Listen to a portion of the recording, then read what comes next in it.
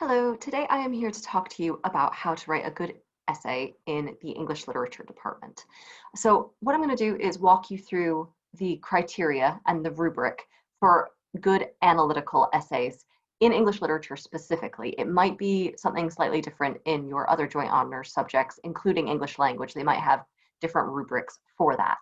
But for English lit, this is what we look for and this is what we mark you on. First of all, the rubric will always be up on Blackboard, readily available for students to look at.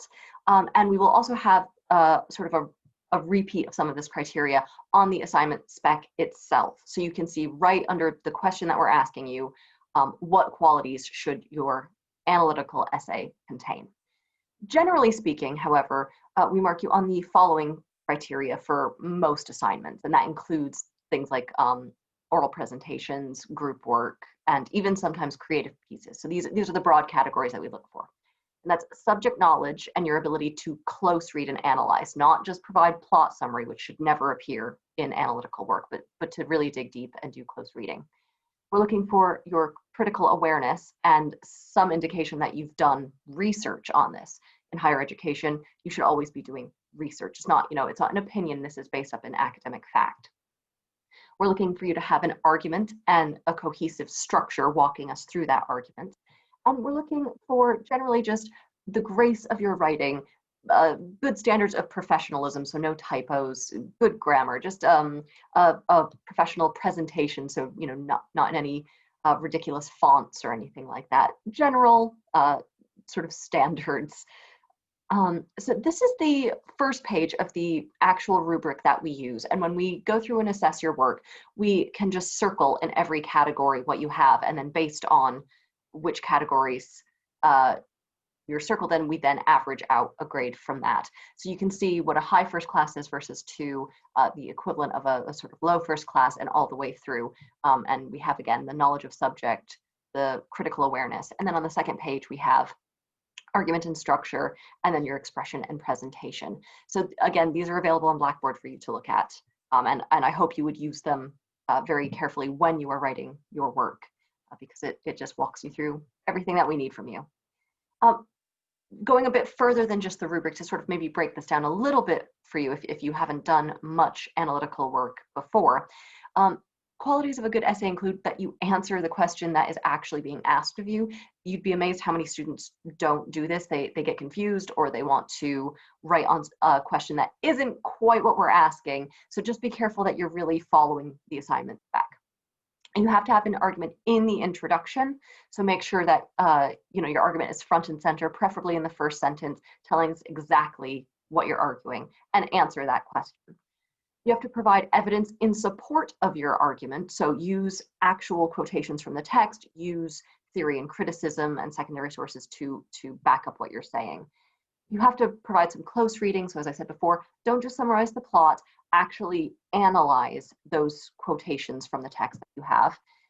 Again, do your research, include some theorists and critics who back up what you're saying or who you even disagree with. You can disagree with them, that's fine.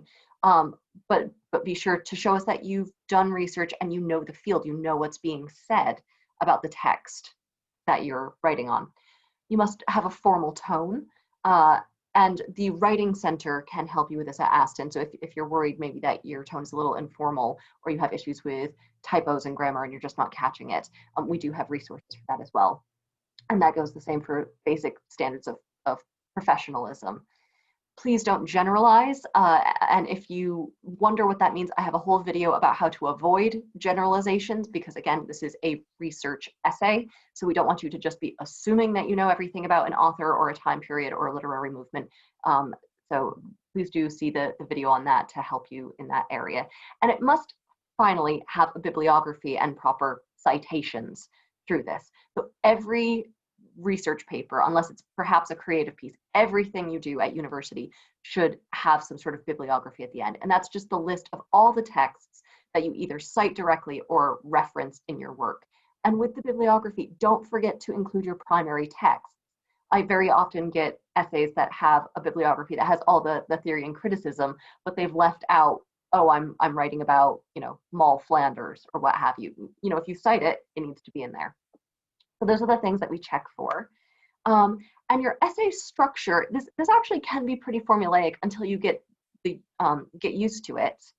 And from there, then you can maybe get a little bit, you can break this down a little bit and get a little bit more creative. But in these early days, there's a good formula that you can use to write a good essay.